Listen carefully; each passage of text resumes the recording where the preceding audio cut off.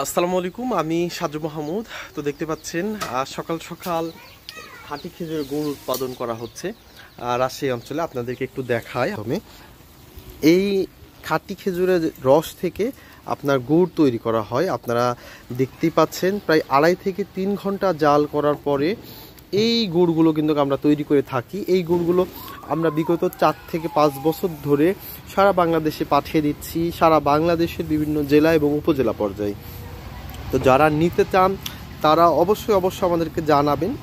এই গুড় কিন্তু দিয়ে বিভিন্ন রকমের খুবই স্বাদের পিঠা পায়েস তৈরি করে গ্রামের মা চাচিরা।